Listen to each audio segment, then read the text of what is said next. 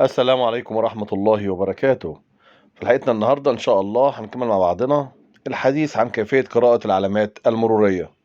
معنا النوع الثالث من العلامات وهو العلامات التحذيرية، وهي علامات بتثبت على جوانب الطرق علشان تحذر السائقين بوجود خطر ما قد يكون غير واضح وغير معلوم قادما على الطريق أمامهم وقت القيادة.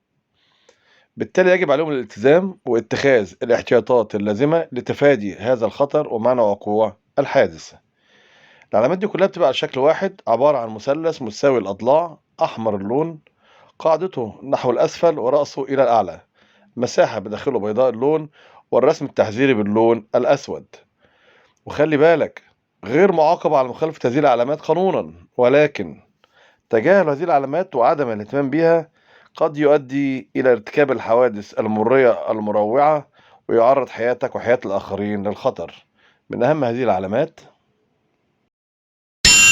احذر منطقة مدارس أو مكان يكثر فيه الأطفال. احذر ممر خاص لعبور المشاة.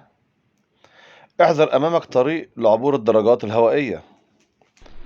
احذر تقاطع طريق مع مزلقان السكة الحديد بدون حواجز، يعني مزلقان مفتوح. احذر تقاطع طريق مع مزلقان سكة حديد مجهز بحواجز، يعني مزلقان مغلق.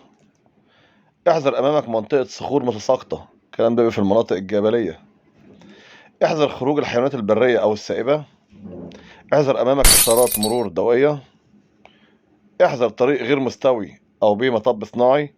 طبعا لازم نخفف السرعة في المنطقة دي عشان بيبقى مناطق سكنية أو مناطق بها مدارس. احذر طريق غير ممهد أو غير مستوي.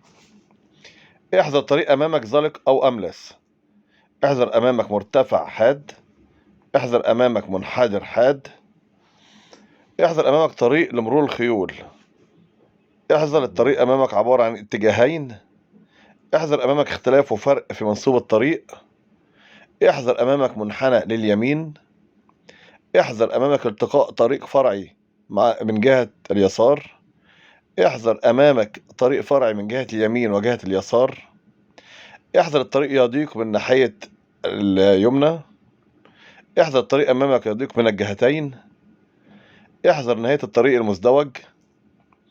احذر نهاية الطريق الرئيسي والتفرع لجهة اليمين أو إلى جهة اليسار. احذر وجود دوران على بعد مسافة قصيرة.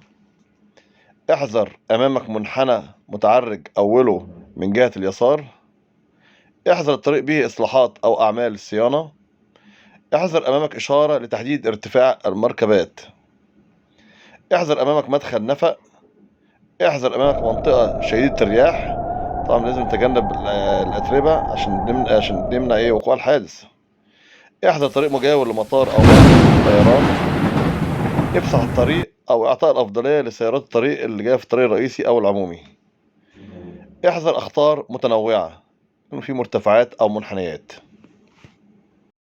وفي النهاية، ممكن البعض يتساءل: ليه العلامات المرورية التحذيرية علامات مثلثة الشكل؟ الإجابة إن ده بيرمز إلى شكل المثلث الهندسي لحرف الW، وهو أول حرف من كلمة warning، يعني احذر أو انتبه أو احترس. الحلقة القادمة هنتكلم مع بعض عن النوع الرابع من العلامات المرورية، وهي العلامات الإرشادية. في حفظ الله ورعايته، والسلام عليكم ورحمة الله وبركاته.